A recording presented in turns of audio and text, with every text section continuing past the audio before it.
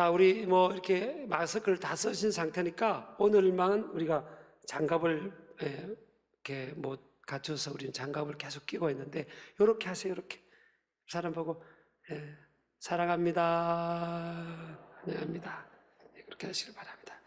자, 오늘 어버이 주일입니다. 그래서 자녀로서 부모님께 어떤 태도를 가지고 살아가야 될까, 이걸 좀 나눠보려고 하는데요. 사실은 이 주제는 저도 피하고 싶은 주제예요. 자녀 입장에서 어떻게 부모에게 나는 이 정도는 효도한다, 부모를 공경한다고 누가 말할 수 있겠습니까? 또 하나는 부모님이 우리에게 희생해 주시고 베풀어 주신 그것에 비해서 우리 자녀가 아무리 잘한다고 한들 어떻게 비교가 되겠어요? 그렇지만 제가 용기를 갖고 또 이 어버이 주일마다 이 말씀을 전한 것은 저의 수준하고 전혀 상관이 없고요. 근데 용기를 갖게 된 것은 그렇다. 나에게도 부모님이 계시고 조부모님이 계시고 또 장인 장모님 이제 살아 계시니까 계시고, 또 내 자녀, 내가 낳은 자녀도 있고 손자 손녀도 3명 있고, 그러니까 용기를 가지고 이렇게 말씀을 나눌 수 있겠다는 생각을 갖습니다. 여러분, 우리가 기독교가 좀 오해를 받는 부분도 있어요. 기독교가 부모님을 잘 모르는 그 효에 대해서는 좀 약한 부분이 많지 않냐. 그런데 사실은 그렇게 오해받는 이유가 부모님이 돌아가시고 나서 추모하는 그런 부분에 대해서 기독교가 좀 가벼이 생각하지 않냐. 그런데 사실은 그렇지 않습니다. 성경에도 보면요, 굉장히 조상에 대해서, 또 무덤, 묘지, 뭐 조상의 어떤 그 삶, 철학, 희생, 이런 것들을 많이 기리고 있고, 요셉 같은 경우는 그 아버지 야곱이 돌아가셨을 때, 그 당시에는 애굽의 총리였잖아요, 요셉이요. 그 아버지 몸에 시신에 향을 넣는데 40일이 걸렸습니다. 그만큼 극진히 모셨고요. 또 70일 동안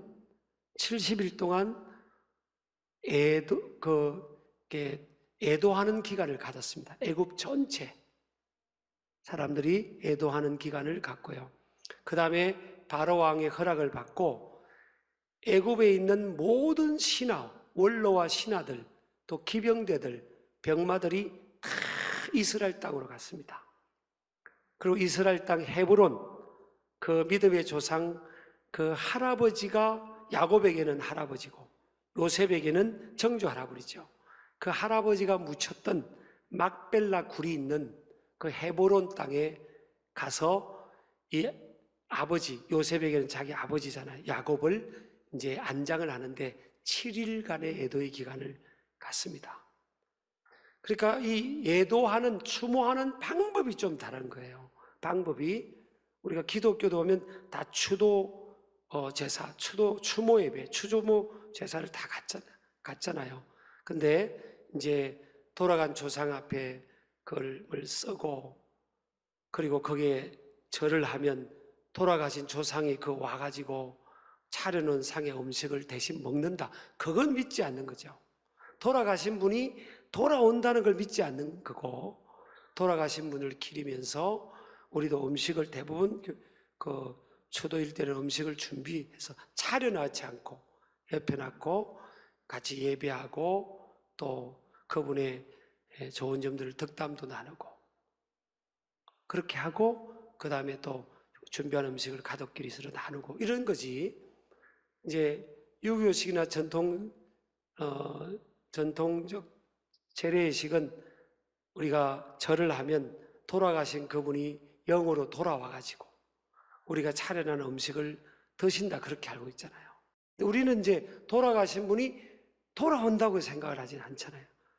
돌아가신 분은 천국, 믿는 분은 천국으로 가고 낙은 천국으로 가고 믿지 않는 분은 엄부 지옥으로 가는 그 두 갈래 길이 있는데, 우리도 언젠가는 그 조상들이, 부모님이, 조부모님이 가신 그 길을 우리도 언젠가는 가서 예수 그리스도를 믿는 믿음 안에서 이 헤어짐은 그곳에 영원한 그 나라에서 다시 만난다는 소망을 갖는 거죠. 그분이 살아왔던 삶의 좋은 철학을 우리가 본받아서 우리도 가문을 잘 이어가자 다짐하면서 하나님께 감사하고 그분의 신앙을 기리고 희생해 오셨던 그분의 언덕을 거리는 그 추모, 기독교식 추모가 굉장히 분위기가 사실 더 좋거든요. 전 두 가지를 다 해봤습니다.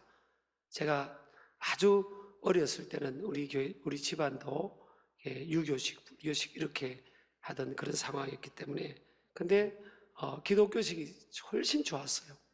또 우리 가족들 삼촌, 숙모님, 고모님, 또 할아버지, 할머니도 나중에는 기독교식이 더 좋다고 그렇게 했습니다.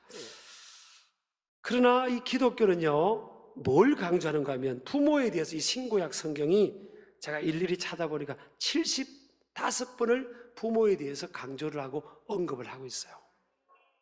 그리고 부모를 공경해야 된다, 부모님께 순종해야 된다, 이런 부분은 또 성경이 굉장히 구약과 신약에 많고, 또 예수님이 직접 하신 말씀 마태복음 19장 19절, 마가복음 10장 19절, 누가복음 18장 20절, 에베소 6장 2절 이런 부분이 나와 있고요. 또 출애굽기 20장 12절, 신명기 5장 16절, 이 10계명에도 5번째 계명으로 그렇게 분명하게 나와 있습니다. 그래서 어떤 경전, 어떤 종교의 경전보다도요, 이 성경은 부모 공경에 대해서 굉장히 많이 강조합니다. 사실 구약 시대 때는요, 이건 여러분 은혜의 신약 시대니까 사실 적용이 되지 않습니다만은, 구약 시대 때 이스라엘 민족의 그 구약의 공동체 생활할 때는 부모님께 공경하지 않으면요 그냥 죽여도 된다고 했습니다. 좀 무서운 이야기긴 하죠. 그만큼 부모 공경에 대해서 강조를 했죠. 그래서 부모는, 하나님은 눈에 보이지 않은 영이신 하나님이지만 부모는 눈에 보이는 하나님과 같은 존재다, 그렇게 강조하는 자들도 있습니다. 자, 그래서 오늘 이 어버이 주일을 맞이해서 부모님, 자녀 입장에서 부모님을 어떤 태도로 대해야 될까, 그것을 저와 여러분이 한번 살펴보고 성경적 관점에서 살펴보고 또 적용하고 그 정신을 잘 또 이어주는 모습 되기를 바랍니다. 어쨌든 구약과 신약 성경에 이 부모 공경에 대해서 아주 여러 번 언급이 된다는 것은 뭐예요?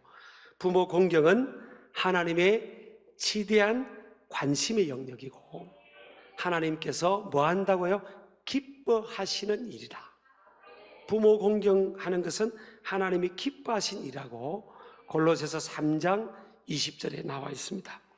또한 에베소서 6장 1절 우리가 읽은 본문에 보면요, 부모 공경은 하나님 보시기에 옳은 일이다. 효도는 인륜이잖아요. 어느 나라 어느 시대에 막론하고 가장 가치 있는 인륜인데, 성경에도 보면 오늘 에베소서 6장에 보면 약속 있는 첫 계명이다 그랬어요. 에베소 6장 2절 3절 보면 부모 공경, 이것은 부모님께 순종하고 공경하는 것은 약속 있는 첫 계명이다. 왜 그러면 첫 계명이 뭘까? 10계명 중에서 1계명부터 4계명은 하나님과 우리와의 관계에 대해서 언급을 하고 있어요. 근데 5계명부터 10계명까지 6가지 계명은 사람과의 살아가는 삶 속에서 정말 변개할 수 없는 분명한 계명을 말씀하셨는데, 그 중에 어뜸이 되는, 이 땅의 인생이 살아가면서 가장 어뜸이 되는 그런 가치, 그런 율례, 그런 계명이 뭐냐? 부모 공경이라는 겁니다. 자, 그리고 또요, 이 부모 공경은 영적, 정신적, 육적 삶에 하나님이 주신 복의 영역과 밀접한 연관성이 있다는 겁니다. 내 아버지와 어머니를 공경하라. 이것은 약속이 있는 첫 계명이니 이로써 내가 잘되고 땅에서 장수하리라. 자, 약속이 있는, 아까 첫 계명은 첫은 어뜸이라는 뜻이라고 했죠. 근데 약속이 있는 첫 계명입니다. 여러분, 다른 이 계명에서는요, 약속이 있는 첫 계명이라고 하지 않았어요. 근데 6가지 사람 살아가는 세상 중에서 약속이 있는 첫 계명이라 한 그 계명은 유일하게 부모 공경이에요. 그럼 뭘 약속했냐는 거죠. 하나님께서 약속했다는 겁니다. 하나님께서 부모 공경하면 네가 땅에서 잘 되고 장수한다, 롱런한다. 하나님께서 축복하신다는 겁니다. 그래서 부모 공경과 인생을 살아가면서 하나님께로부터 블레싱을 받는, 축복을 받는 그것과 연관성이, 밀접한 연관성이 있다는 겁니다. 그 여러분, 내 감정을 따라서 이 부모를 공경해도 되고 안 해도 되고 그건 아니에요. 이 부모 공경, 하나님 말씀에 순종하는 것은요, 신명기 5장 10절에 보니까 1000대까지 복을 주겠다 그랬어요. 자, 그래서 이 부모 공경을 잘함으로 여러분 복을 받기를 축복하고요. 가문도 보세요. 여러분 주변에 있는 가문이, 혹시 그런 가정이나 가문이 계시면 보세요. 그 자녀가 부모님을 잘 공경하는 가문을 보세요. 그러면 그런 가문은요, 일단 행복해요. 평화로워요. 평화로워. 부모를 잘 공경하는 그런 가문은요, 자식들이 그렇게 하면 형제끼리도 우애가 돈독해져요. 그럼 그 밑에 손자, 소녀 때 이제 2세, 3세 때 가서 그대로 보고 배우는 겁니다. 그래서 부모 공경은요, 대물림을 받습니다. 그래서 천대 복이라는 말씀을 한 거예요.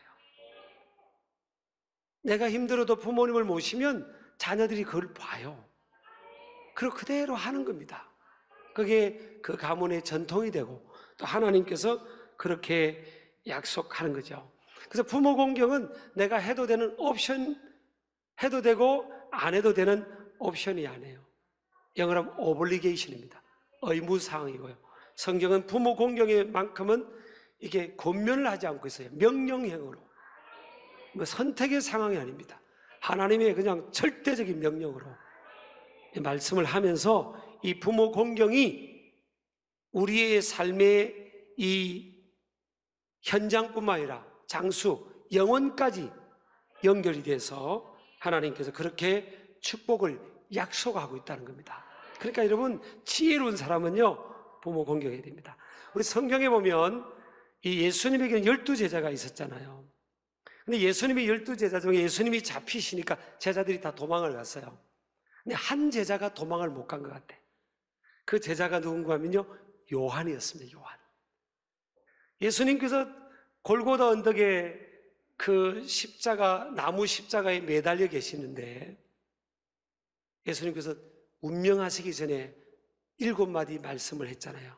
그래서 가상칠언이라고 하지 않습니까? 그 중에 한마디 말씀이 뭐였는가 하면 예수님께서 그 예수님의 어머니 마리아를 부축하고 있는 제자가 있었는데 그게 요한이었습니다. 십자가 위에서 그 요한과 눈이 마주친 겁니다.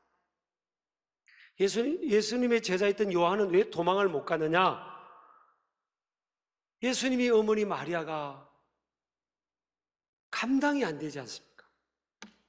아마 도망가려고 했는데 그 마리아가 요한, 우리 아들 예수 십자가 지는데 우리 같이 갔으면 좋겠다고 제안이 되지 않았겠어요? 아유, 그래 어머님 제가 모실게요 하고 이제 마리아님을 모신 거 아닙니까? 마리아를.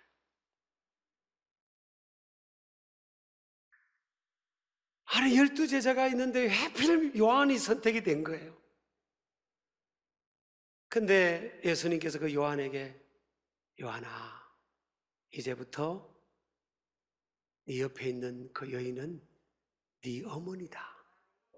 예수님이 그렇게 말씀한 거예요. 네 어머니다. 그리고 마리아, 예수님의 육신의 어머니 마리아에게는 그 옆에 있는 요한이 이제부터 당신의 아들입니다. 아들입니다. 그랬잖아요. 그 한마디 때문에 요한은요, 참 젊은 시절 아무것도 못하고 마리아를 부양할 수밖에 없었어요. 예수님께서 부활하시고 이제 고난받으시고 부활하시고 40일 동안 예수님의 제자들에게 10번 보이시고 감람산에서 하늘로 승천하셨잖아요. 그리고 그 이후에 이 예수님의 제자들이요 성령을 받고 교회가 세워지고 이들이 능력을 받아서 전 세계로 흩어지면서 복음을 전했어요. 그래서 뭐 베드로라든지 심지어는 의심 많던 도마까지도 저 멀리 인도까지 갔어요. 우리가 가봤잖아요. 첸나이라는 곳에 도마의 흔적들이 있었잖아요. 기념교회도 있었고 그곳까지 가서 전도하면서 이들의 영적인 명성이 대단하게 알려진 겁니다. 근데 누구 한 제자만 그러지를 못했어요. 요한은 예수님의 이 생명의 복음 들고 세계에 다니면서 복음 전하고 싶은데 누가 있는 거지? 마리아가 있는 겁니다. 인간적으로 볼 때는 혹이 있어요. 혹. 인간적으로 볼 때는. 근데 그 순간에 예수님이 십자가에 고난당하는 그 순간에 그곳에 있는 바람에 예수님의 음성이 들렸잖아요. 요한아, 이제부터 네 어머니라. 근데 여러분, 그 요세푸스의 그 역사 기록의 책에 보면요, 마리아가 굉장히 장수를 했대요. 16살쯤에 마리아가 그 당시 여인들이 결혼을 하고 아기를 낳는데, 그럼 예수님과 마리아의 나이 차이도 20살 이상 차이가 안 해요. 그리고 예수님과 요한과의 나이 차이도 별로 얼마 되지 않아요. 그런데 마리아가 오래 장수했으니까 90까지 사셨다고 우리가 가정하면요, 이 요한은 70대 중반까지 아무것도 못하고 마리아를 옆에서 모시고 밥해드리고, 그리고 마리아의 남편이었던 요셉은요 일찍 죽었습니다. 기록에 하면. 그 부양해야 되는 겁니다. 그럼 요한이 운이 좋은 거예요, 나쁜 거예요? 여러분 부모님 모시라고 안 할 테니까 운이 좋은 거예요, 나쁜 거예요? 자기 동료들은 세계를 누비면서 막 그렇게 하는데 이 요한은요 적어도 몇십 년을 마리아를 부양해야 되니까 아무것도 못하는 겁니다. 여러분요 몰라, 전 여자분들 마음은 잘 모르겠어요. 근데 저를 보면 남자들은 이 야심도 있고 야망도 있잖아요. 일반적으로 보면요 남자는 뭔가를 막 이렇게 막 하고 싶잖아요. 여자들도 그런가요? 그런 게 있어요. 그럼 한참 일할 때가 있잖아요. 한참 막 20대, 30대, 40대, 50대 막 한참 일하고 올 때가 있잖아요. 그때를 요한이 다 잃어버립니다. 다 날려보낸 겁니다. 여러분, 그냥 인간적으로 보면요 운이 나쁜 겁니다. 12명의 제자들인데 왜 요한이 그때 있어가지고 내가 왜 그 자리에 있어가지고. 근데 여러분 보세요. 마태, 마가, 누가, 요한복음 중에서 이 요한복음이요 성경의 복음서 중에 가장 마지막에 기록된 사복음이라고 합니다. 사복음. 예수님은 하나님의 아들이라는 것을 증명하기 위해 기록된 게 요한복음이에요. 주인공은 나중에 나타나요, 먼저 나타나요? 물론 모든 복음서가 다 완벽하지만 요한복음을 마지막에 기록하겠고요. 또 요한 1, 2, 3서를 하나님께서 사도 요한이 기록하게, 말씀을 기록하게 했고, 또 제일 정점을 찍는 건 뭐예요? 요한계시록을 기록할 수 있는 그런 특권을, 인류의 종말과 미래에 대해서 다 계시된 요한계시록을 기록할 수 있는 그런 특권을 사도 요한에게 하나님이 주시는 겁니다. 그러니까 여러분, 인생이 불공평한 것 같죠? 그렇죠? 인생은 불공평하죠? 마스크를 썼으니까 이게 말을 하는 건지 안 하는 건지 모르겠어요. 불공평하게 느껴질 때가 많잖아요. 왜 인생이 이렇게 불공평할까? 이렇게 여기면서 살아온 사람들이 많을 수 있잖아요. 근데 여러분 오래 살고 봐야 됩니다. 지나놓고 보면요 하나님은 공평하세요. God is fair입니다. fair. 하나님 공평하셔가지고 세월이 지나놓고 보면 그래서 하나님께서 이렇게 하셨구나. 여러분요, 사실 부모 공경에 대한 건요, 보면 쉽지 않습니다. 자녀가 입장에 보면. 근데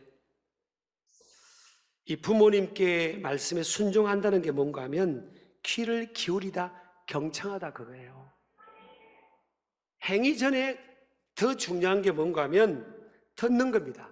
신명기 28장 1절도 보면 내가 내 하나님 여호와의 말씀을 삼가 듣고 내가 오늘 내게 명령하는 그의 모든 명령을 지켜가면 세천의 온도 하이스 플레스 오브 더 월드, 내가 널 세계 모든 민족에 뛰어난 이름 되게 해주겠다는 겁니다. 그리고 신명기 28장 1절부터 14절까지 어마어마한 축복을 약속하시면서 그 포인트가 뭐예요? 첫 단추가 뭡니까? 삼가 듣고예요. 듣고. 순종한다는 게 행위가 문제가 아니고 귀를 기울이는 겁니다. 귀를 기울이는 거다. 듣는 겁니다. 힘들어도 듣는 거예요. 근데 우리가 왜 잘 듣지 못하는가 하면, 요 사실은 상처가 있어서 그렇습니다. 상처와 두려움. 부모님께로부터 자녀가 상처가 있을 수도 있고, 또 아버지에 대한 존재에 두려움이 있어 그럴 수도 있고요. 또 교만해서 그럴 수도 있습니다. 자녀 입장에서 부모님이 나보다 훨씬 낫다고 생각하는 자녀들이 그렇게 많지 않을 거예요. 부모님이 무슨 말을 하면 아버님, 어머니, 엄마, 아빠, 내가 다 알아서 할게. 내가 다 알아서 할게. 그래서 여러분, 부모님 힘들지만 그걸로 대물림 되잖아요. 다 여러분 심은 대로 거두는 겁니다. 부모 공경하며 자식이 다 보고 있습니다. 그래서 저는 부모님 용돈 줄 때도요, 꼭 애들 보는 앞에 줍니다. 나도 계산이 있어요, 진짜. 우리 교회도 보면 참 자산이 있잖아요. 원로 목사님, 명예롭게 두 분이 은퇴하시신 거 아닙니까? 고인이 되셨지만 이낙현 원로 목사님, 또 우리 이신웅 원로 목사님, 참 교회가 이게 복이 있는 겁니다. 이 명예롭게 원로분을 배출했다는 건요, 교회가 그게 영적으로 저력이 있는 겁니다.